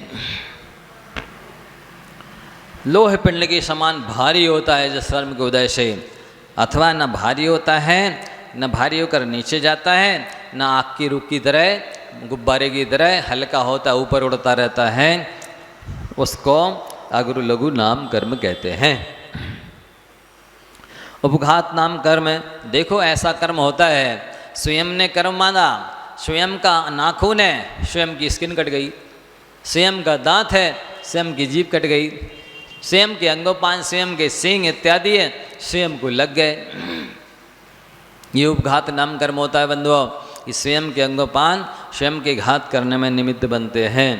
और परघात नाम कर्म है जिसके उदय से अन्न का घात करने वाले अंगोपांग होते हैं। जैसे बिच्छू के पास डंक होता है, सांप के पास डाढ़ उस तरह का दांत होता है, और दूसरे जो सिंह आदि वाले जानवर हैं वो उनके दूसरों के घात करने के लिए उस तरह के अंगोपांगों की रचना होती है। ये परघात नाम कर्म कहलाता है। तीक्ष्ण दांत होना, पंजे होना, ये सिंह बाघ इत्यादि की तरह ये परघात नाम कर्म के उदय से होते हैं। आताप नाम कर्म किसे कहते हैं? जिसके उदय से शरीर में आतप होता है वह आतप नाम कर्म है। इसका उदय सूर्य के बिंब में उत्पन्न बादर पृथ्वी का एक जीवों की इस आतप नाम कर्म का उदय होता है। मतलब सूरज उतने 800 किलोमीटर ऊपर है और वहाँ से यहाँ किरणें लोगों को संतप्त करती हैं, ऐसे आतप नाम कर्म का उदय होता है उसके। उद्योत नाम कर्म का उदय जिसके निमित्त से आत्मा में शरीर में उद्योत होता है। जैसे चंद्रमा का बिंब है, चमकता है लेकिन पीड़ा नहीं देता है, जुगनू है, चमकती है, ये उद्योत नाम कर्म के उदय से चमकते हैं। मछली वगैरह होती हैं ये बहुत तेज़ी से चमकती हैं, तो उनके उद्योत नाम कर्म का उदय होता है। उच्छ्वास नाम कर्म है, आप जो श्वास ले रहे हैं और छोड़ रहे हैं ये भी श्वासोच्छ्वास नाम कर्म के उदय से ले रहे हैं। जब तक कर्म का उदय है तब तक ले सकते हैं, ज़बरदस्ती आप कोई ऑक्सीजन दे दें, नली लगा दें, इससे जीवन रहने वाला नहीं है। विहायोगति नाम कर्म है जिसके उदय से जीव आकाश में गमन करता है। आप लोग जमीन में चलते कि आकाश में? बोलो, जमीन में। अरे जो जमीन में पैर रखा है वो कहाँ चलता है? चलना तो आकाश में ही होता है, पैर उठा करके ही चलते हैं, जमीन में नहीं चलते। एक इंद्रिय के ही जो विहायोगति नाम कर्म का उदय नहीं होता, बाकी सबके विहायोगति नाम कर्म का उदय होता है। अपन सभी आकाशगामी हैं। लोग पक्षियों को ही आकाशगामी समझते हैं, विद्याधरों को ही, लेकिन सभी एक जमीन में पैर टका रहता है, चलना तो ऊपर आकाश में ही होता है। फिर प्रत्येक शरीर नाम कर्म, ये अपन सबके प्रत्येक शरीर नाम कर्म का उदय है, इसलिए अपने इस शरीर के स्वामी अपन अकेले हैं। यदि साधारण नाम कर्म का उदय होता तो शरीर तो एक रहता और उसकी स्वामी मालिक अनंत अनंत जीव रहते।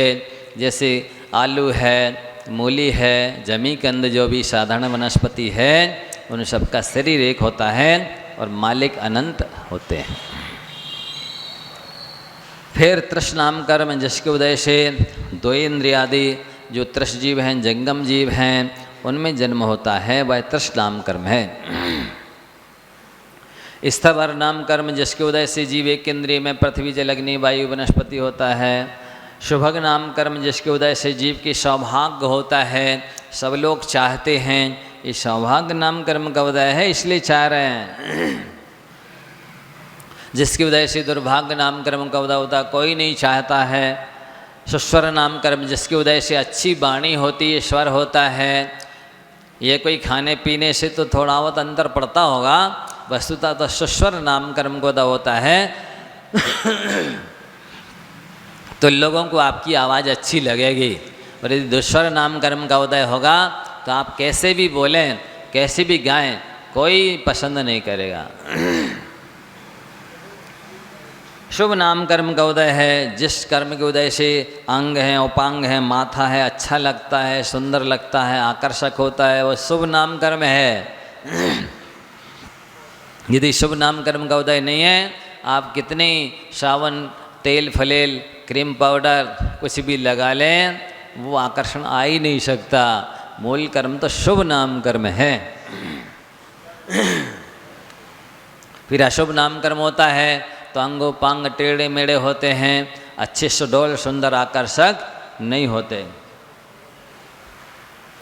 फिर सूक्ष्म नाम कर्म है, जिस कर्म के उदय से ऐसा शरीर मिलता है ना वो दूसरों को बाधा पहुंचाता है और ना उसे दूसरे से बाधा पहुंचती है। ये सूक्ष्म जीव जो होते हैं उनके सूक्ष्म नाम कर्म का उदय होता है।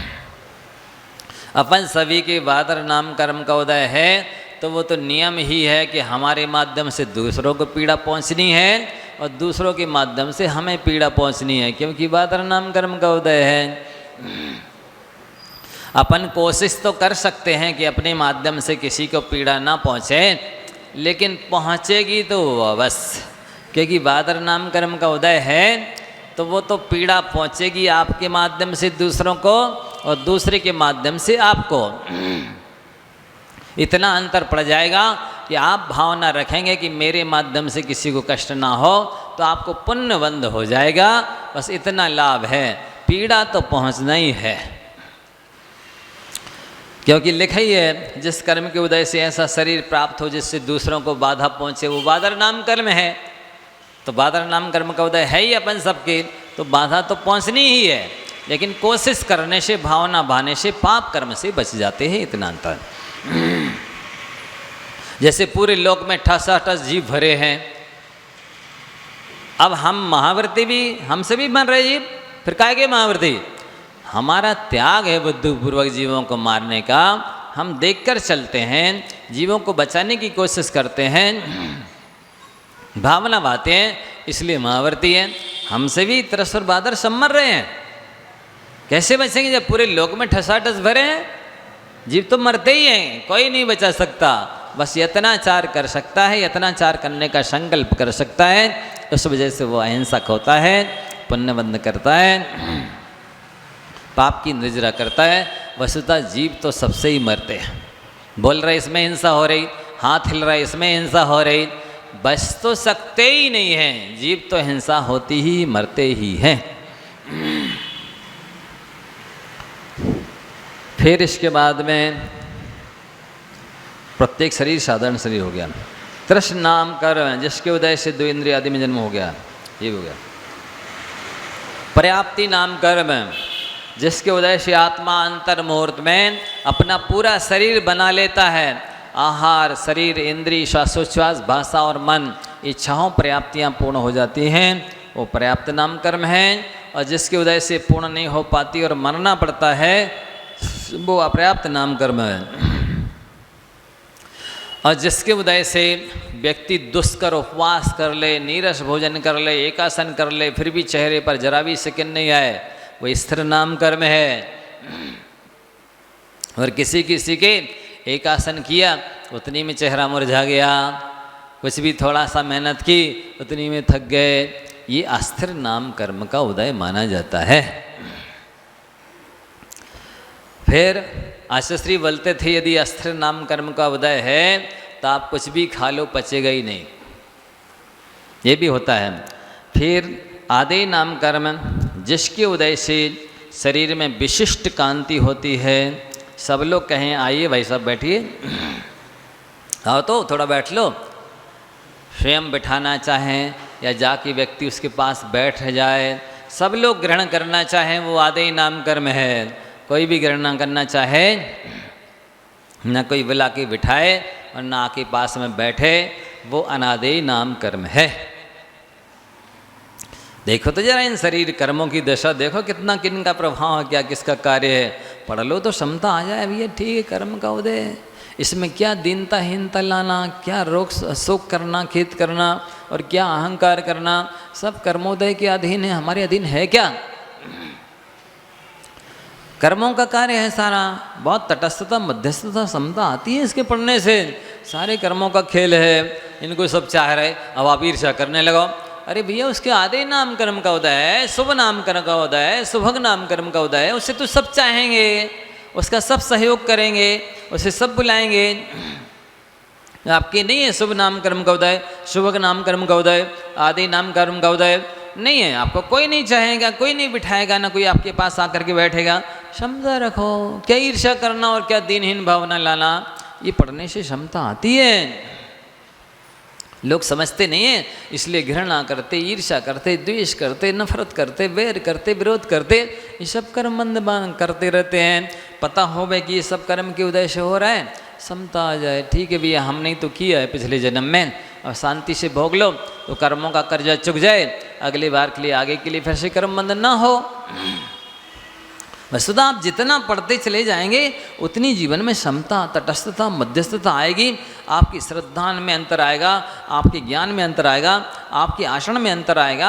हम समझते हैं 32 साल पहले क्या स्थिति थी हमारे दर्शन ज्ञान चरित्र की, और आज क्या स्थिति है, जमीन आसमान का अंतर आ गया। जैसे जैसे पढ़ते चले जाते हैं वैसे वैसे आत्मा की परिणाम बहुत अंतर आता है। इसलिए ज्ञान तो अमृत है, उसको तो पालने से लेकर आरती तक ग्रहण करते रहना चाहिए। फिर कहते हैं यदि कोई आपको अपनाता नहीं है, आप मान के चलिए आपके अनादि नाम कर्म का उदय है, और क्षमता रखिए, ना दीनता हीनता लाने की जरूरत है, ना दूसरे से ईर्ष्या स्पर्धा करने की जरूरत है। पहले बांधा था कर्म, अब उदय में आया है, शांति से भोग लीजिए, कर्म उतर जाएगा, निर्जरा हो जाएगी। यशा कीर्ति नाम कर्म, यश माने होता है गुण, गुणों का जो कीर्तन होता है वो यशा कीर्ति नाम कर्म के उदय से होता है। ये ऐसे विचित्र अद्भुत कर्म हैं, व्यक्ति के अंदर यदि गुण नहीं भी है और यशस कीर्ति नाम कर्म का उदय है तो लोग उसकी प्रशंसा करेंगे, उसका नाम फैलाएंगे। और ऐसे कीर्ति नाम कर्म का उदय है तो सामने वाले के पास गुण है, उसने अच्छा काम किया है, इसके बाद भी बदनामी हो जाएगी, अपयश होगा, निंदा होगी। तो ये कर्म के उदय से हो रहे हैं। हानि लाभ जीवन मरण यश अपयश विधि हाथ, ये सब कर्म के हाथ में। इन सबको पढ़ने के बाद में तटस्थता आनी चाहिए, मध्यस्थता आनी चाहिए, क्षमता आनी चाहिए। पढ़ लेते हैं, शांति रखो भैया, पिछले कर्म हैं, अब आगे के लिए अच्छे कर्म करो। ऐसे कीर्ति नाम कर्म देखो लिख रहे ना, परिभाषा धवला पुस्तक 6 की दी है कि विद्यमान भी गुणों का लोग उद्भावन नहीं करते, प्रशंसा नहीं करते, कीर्ति नहीं फैलती है। कई लोग कहते महाराज जी हम अच्छा करते हैं, फिर भी लोग निंदा करते। तो ये आपके ऐसे कीर्ति नाम कर्म का उदय होगा तो आप अच्छा करेंगे, आपके अंदर गुण होंगे, फिर भी निंदा होगी, कोई नहीं प्रशंसा करेगा, यश नहीं फैलेगा। शांति रखो। और कई के अंदर अच्छा काम वो नहीं कर रहा, गुण नहीं भी हैं, फिर भी यश फैल रहा है, मतलब उसकी संस्कृति नाम कर्म का उदय है। अब है आगे तीर्थंकर नाम कर्म, जिसके उदय से तीर्थंकर नामक अचिंत विशेष विभूति होती है। वह तीर्थंकर नाम कर्म है जो तीनों लोकों में तहलका मचा देती है, नरक तक में क्षण भर के लिए शांति कर देती है। ऐसा कर्म की वंश की होते हुए भी सारे कर्मों की वंश के विनाश का कारण ये तीर्थंकर पकड़ती है। जैसे विभीषण राक्षस वंशी होते हुए भी राक्षस वंश की विनाश का कारण बना था, ऐसे ही ये तीर्थंकर पकड़ती है तो कर्म की वंश की, लेकिन सारे कर्मों का विनाश करती है। शाति से पुण्यबंध और इसके बंध का एक ही कारण आप सब सुन लो। किसको तीर्थंकर प्रकृति का बंध होता है? सारे सम्यक दृष्टियों को तीर्थंकर प्रकृति का बंध नहीं होता। क्यों? इसलिए कि जिनके सम्यक दृष्टियों के अंदर प्राणी मात्र के कल्याण की भावना आती है, हे भगवान सारे जीव सुखी हो जाएं, ये कितने दुखी हो रहे बेचारे, कितने कष्ट उठा रहे हैं, मुझे ऐसी शक्ति मिल जाए कि मैं इन सब का कल्याण कर दूं, इन सबको सद्बुद्धि हो, इन सबका भला हो। ऐसी पवित्र भावना, ऐसी अत्यंत निर्मल भावना, प्राणी मात्र के कल्याण की भावना जिसके अंदर आती है वह तीर्थंकर बनता है। जैसे माँ के पेट में बच्चा आता है, उसको माँ को बच्चे के प्रति करुणा उत्पन्न होती है तो आंचल में सफ़ेद दूध आ जाता है। इसी तरह से जिसको प्राणी मात्र के प्रति करुणा आ जाती है उसके पूरे शरीर में दूध जैसा खून हो जाता है। बंधुओं, ऐसी महिमा है करुणा की, ऐसी महिमा है परोपकार की। उच्चैर नीचैश्च, उच्चैर नीचैश्च। अब ये गोत्र कर्म के दो भेद हैं। जिस कर्म के उदय से इस जीव का इक्ष्वाकु वंश में, नाथ वंश में, हरिवंश में, उग्र वंश में जन्म होता है, उच्च गोत्र है। और जिस कर्म के उदय से निंदनीय नीच कुलों में जन्म होता है वो नीच गोत्र। फिर आगे बताते हैं इसके 6 भेद भी हैं गोत्र कर्म के। जैसे जिनका उच्च कुल हो, ध्यान से सुनेंगे, जिनका उच्च कुल हो और आश्रम भी उच्च हो, वे उच्च उच्च हैं, जैसे सलाक का पुरुष। फिर जिनका आश्रम उच्च हो वे उच्च हैं, ये 2 भेद। तीसरा उच्च नीच, जन्म तो उच्च कुल में हुआ है पर आश्रमहीन है, वे कहलाते उच्च नीच। फिर नीच उच्च है कि जिनका जन्म तो नीच कुलों में हुआ है लेकिन आश्रम उच्च है, वे नीच उच्च कहलाते हैं। फिर जिनका हीन आश्रम है, नीच है वो, जिनका जन्म तो नीच कुल में हुआ है तथा आश्रम उस कुल से भी श्रेष्ठ होता है, वे नीच हीन होता है आश्रम, वे नीच नीच माने जाते हैं। इस तरह 6 वेद भी ये धवला पुस्तक 7 में बताए गए हैं। अब अंतराय कर्म के वेद बताते, दान लाभ भोगो भोग वीर्याणाम, दान लाभ भोगो भोग वीर्याणाम। अब जिस कर्म के उदय से देने की इच्छा होते हुए व्यक्ति ने दे पाता है वो दानांतराय कर्म है। ये बहुत खतरनाक है, आप सब ध्यान से सुन लीजिए। कभी भी किसी को भी किसी भी काम से मना नहीं करना। अशुभ काम हो तो भले बात अलग है, लेकिन शुभ काम में कभी किसी को अंतराय नहीं डालना। ये विघ्न इतना खतरनाक है, आगे चल करके आप जो चाहोगे वो नहीं होगा, उससे ठीक विपरीत होगा। इसलिए इस दान की इच्छा होते हुए भी कई बार लोग चाहते हैं हम चौका लगाएं, आहार दान दें, कोई बोली लें, लेकिन कैसे चौका लगाओगे, कैसे बोली लोगे? आपने पहले दूसरों के दान में अंतराय डाला है ना, इसलिए अब नहीं दे सकोगे। लाभांतराय, जिस कर्म के उदय से कोई भी वस्तु चाहते हैं, एक भी इच्छा पूर्ति नहीं होती है, पहले आपने दूसरों को बाधक बने हो ना, अंतराय डाला है ना, किसी को कुछ मिल रहा था आपने भांजी मार दी, अब आपको जो चाहोगे वो तो नहीं मिलेगा बंधु। लाभांतराय कर्म का उदय। भोगांतराय, जिस कर्म के उदय से भोगने की इच्छा रखता है, भोगना चाहता है लेकिन भोग नहीं मिलते, भोग नहीं पाता है, ये भोगांतराय कर्म है। पहले किसी के भोग में बाधा डाली है ना, इसलिए आप नहीं भोग सकोगे। जिस कर्म के उदय से उपभोग बार बार भोगने की इच्छा है लेकिन नहीं भोग पा रहा है, क्योंकि पहले किसी के बार बार भोगने में बाधा डाली है, तो आपको बार बार नहीं मिल पाएगा। वीरांतराय, जिस कर्म के उदय से उत्साहित होना चाहता है, किसी कार्य में आगे बढ़ना चाहता है लेकिन फिर भी नहीं बढ़ पाता है, किसी आगे बढ़ने वाले की टांग खींची है ना पहले, किसी को आगे बढ़ते हो कि नीचे गिराया है ना पहले, किसी आगे बढ़ने वाले को देखकर की ईर्ष्या करी है ना, अब आप नहीं उत्साहित हो पाओगे, आपके शरीर में शक्ति नहीं आ पाएगी, आप कुछ नहीं कर सकोगे। अब प्रकृति बंध की चर्चा हो गई, अब स्थिति बंध की चर्चा करते हैं। आदि तस्त्रीणा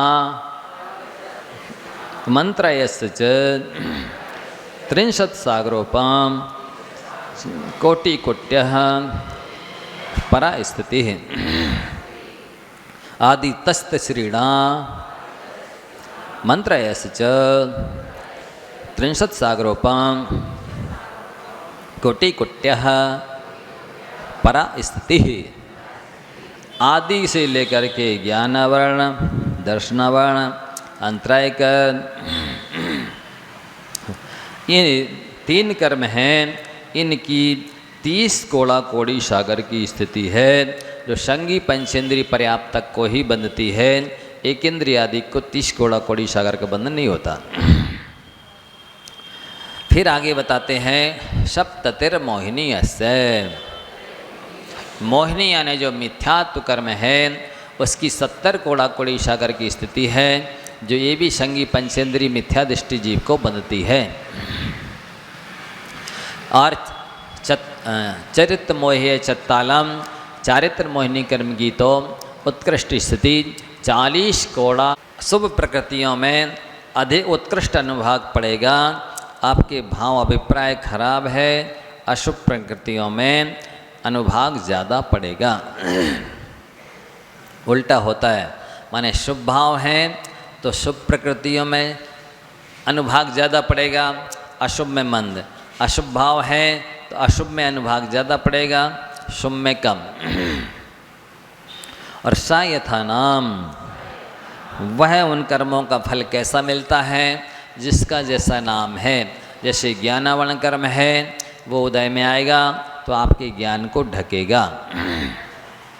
इसी तरह से मूल और उत्तर प्रकृतियों में जिनका जैसा नाम है उनका वैसे ही काम है। फल देने के बाद कर्मों का क्या होता है, ततश्च निर्जरा, फल देने के बाद वे कर्म आत्मा से अलग हो जाते हैं, वस्त्राभूषणों की तरह शरीर से चिपके नहीं रहते। अब वो निर्जरा 2 प्रकार की है। एक निर्जरा आपके हाथ में है जो आप चाहे तो कर सकते हैं। कर्मों की स्थिति पूरी होगी, वे उदय में आएंगे, फल देंगे, फिर अलग होंगे। कर्मों की स्थिति पूरी होने के पहले यदि आप तपस्या कर लेते हैं तो असमय में उन कर्मों को निर्जरा कर सकते हैं, आपको कर्मों का फल नहीं भोगना पड़ेगा। जैसे कटहल है, पनस है इत्यादि आम जो फल होते हैं वो यदि वृक्ष पर पकेंगे समय ज़्यादा लगेगा, पकने के बाद गिरेंगे, वह हो गया सविपाक निर्जरा। और उन्हीं को असमय में तोड़ लिया, पाल में पका लिया तो असमय में ही पक जाते हैं। इसी प्रकार से अपन सभी ने जो जन्म जन्मांतरों में पाप बांधे हैं, कर्म बांधे हैं, यदि उनका फल नहीं भोगना है तो तपस्या कर लीजिए, वे असमय में बिना फल दिए ही चले जाएंगे। ये अभी तक आपको मौका है, अवसर है, चांस है, आपके हाथ में है। आप तपस्या करके उन कर्मों को बिना फल भोगे निर्जरा कर सकते, आत्मा से अलग कर सकते हैं। अब कर्म और बताते हैं कर्मों के बारे में विशेष स्थिति। नाम प्रत्याह, संयुक्त बोलेंगे नाम प्रत्याह, सर्वतो योग विशेषात्, सूक्ष्मैक क्षेत्रावगाह स्थिताः, सर्वात्म प्रदेशेष्वनंतानंत प्रदेशाः। नाम प्रत्ययाः सर्वतो योग विशेषात्, सूक्ष्मैक क्षेत्रावगाह स्थिताः, सर्वात्म प्रदेशेष्वनंतानंत प्रदेशाः। अब अपने अपने नाम के अनुसार वो कर्म बंधते हैं। पूरे लोक में बरगड़ाएँ भरी पड़ी हैं। आत्मा के प्रदेशों पर भी उम्मीदवार विशेषोपचय के रूप में कार्यमान बरगड़ाएँ बैठी हुई हैं। लेकिन जीव जैसे भाव करेगा उस कर्म रूप से बरगड़ाएँ वे परिणमन कर जाएंगे। जैसे मान लो दृष्टांत के रूप में खेत है या मेड़ है, मेड़ तो एक ही है लेकिन उसी मेड़ पर आपने नींबू का बीज लगाया, एक इमली का लगाया, एक आम का लगाया, जमीन वही है लेकिन जब वृक्ष पौधा निकलेगा तो काय का निकलेगा? जो बीज आपने डाला है उसी का अंकुर, उसी का पौधा, उसी का वृक्ष, उसी के फूल फल आदि निकलेंगे। जमीन एक होने पर भी वृक्ष अलग अलग उगेंगे। ठीक इसी प्रकार से ये परगणाएँ सामान्य हैं, लेकिन आप जैसे भाव करेंगे उस कर्म रूप से वे परगणाएँ चेंज हो जाएंगी, कर्म रूप परिणमन कर जाएंगे। और सर्वथा यानी सभी भवों में ऐसा कर्मबंध होता है, केवल मनुष्य भव में होता है या दूसरी गतियों में, दूसरी पर्यायों में होता, मनुष्य गति में नहीं होता, ऐसा नहीं है, सभी भवों में कर्मबंध होता है। कैसे होता है? योग विशेषात, आपके मन में जैसे भाव होंगे, वचन जैसे बोलोगे, काय से जैसी चेष्टा करोगे, उस रूप से वो कर्म परिणमन करेंगे।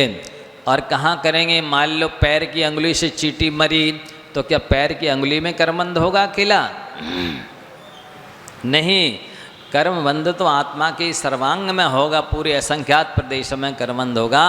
चाहे आप अंगुली से जीभ मारो, चाहे जिह्वा से कुछ चाटो, कर्मबंध तो पूरे में होगा। सूक्ष्म होते हैं वे कर्म, यदि ऐसे दिखाई देने लग जाए कि जैसे सांप आ रहा है, बिच्छू आ रहा है, शेर व्याघ्र आ रहा है, तो लोग सतर्क हो जाते, सावधान हो जाते, डर जाते हैं। ऐसे ये कर्म दिखाई नहीं देते, इसीलिए तो ये निश्चिंत बैठे हैं।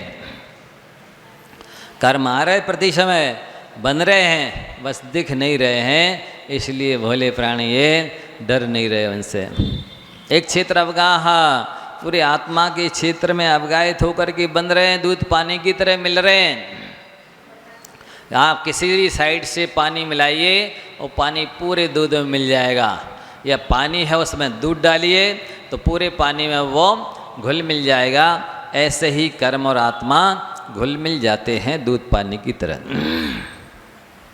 कितने हैं? और अनंत अनंत प्रदेश। एक कर्म नहीं बदल रहा कि एक समय में सिद्धों के अनंत विभाग और अभव्य राशि से अनंत गुणे कर्म परमाणु प्रति समय बन रहे हैं। आप सोचिए, उदय में भी आ रहे और बंद भी रहे हैं, लेकिन सावधान सजग जो लोग नहीं हैं वो अपने कर्मों का भार बहुत भारी बढ़ाते चले जा रहे हैं। कैसे उनकी नाव संसार समुद्र में नहीं डूबेगी।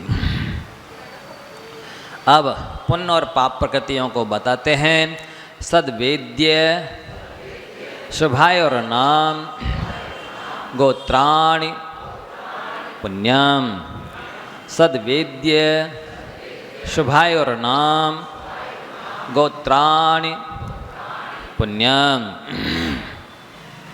ये 42 प्रकृतियाँ पुण्य प्रकृतियाँ हैं, शुभ प्रकृतियाँ हैं। जैसे सबसे पहले 4 आयु हैं, उनमें से त्रेंचायु, मनुष्यायु, देवायु पुण्य प्रकृति है। आप कहेंगे त्रेंचायु कैसे पुण्य प्रकृति है? तो कोई जीव त्रेंच गति में जाना नहीं चाहता, गति पाप प्रकृति है, लेकिन जब वहाँ चला जाता है तो मरना नहीं चाहता, इसलिए त्रेंचायु पुण्य प्रकृति है। भले आप विष्ठा के कीड़े को भी मारना चाहेंगे, वो मरना नहीं चाहता, इसलिए 3 आयु पुण्य प्रकृतियाँ हैं। फिर गोत्र में उच्च गोत्र पुण्य प्रकृति है, नीच गोत्र पाप प्रकृति है। वेदनी में साता वेदनी पुण्य प्रकृति है, असाता वेदनी पाप प्रकृति है। फिर शरीर संबंधी 5 शरीर पुण्य प्रकृतियाँ हैं। वैकृत शरीर देवों की अपेक्षा पुण्य प्रकृति है, नारकियों की अपेक्षा से पाप प्रकृति। 5 बंधन, 5 संघात, 3 अंगोपांग, 1 संस्थान पुण्य प्रकृति है, सम चतुरस्र संस्थान। बाकी जितने आड़े टेढ़े अंगोपांग होते हैं वे सब अशुभ के अंतर्गत, पाप के अंतर्गत चले जाते हैं। संगनन में भी 1 वज्र सब नारा संगनन पुण्य प्रकृति है, 5 संगनन पाप प्रकृतियाँ हैं। 1 संस्थान पुण्य प्रकृति है, 5 संस्थान पाप प्रकृतियाँ हैं। 8 स्पर्श पुण्य रूप भी हैं, देवगति की अपेक्षा पुण्य प्रकृतियाँ हैं, नरक गति की अपेक्षा 8 पाप प्रकृतियाँ हैं। रस भी देवगति की अपेक्षा 5 पुण्य हैं, नरक की अपेक्षा पशु आदि की अपेक्षा पाप हैं। माने 20 जो पुद्गल की हैं, 8 स्पर्श, 5 रस, 2 गंध, 5 वर्ण, ये पुण्य रूप शुभ भी होते हैं और पाप रूप अशुभ भी होते हैं। घोड़े की है, गाय की है, हाथी की है जो प्रशस्त चाल है वो पन्न प्रकृति है, ऊँट की है, गधा की है जो आड़ी टेढ़ी चाल है वो अप्रशस्त व्यायो गति है।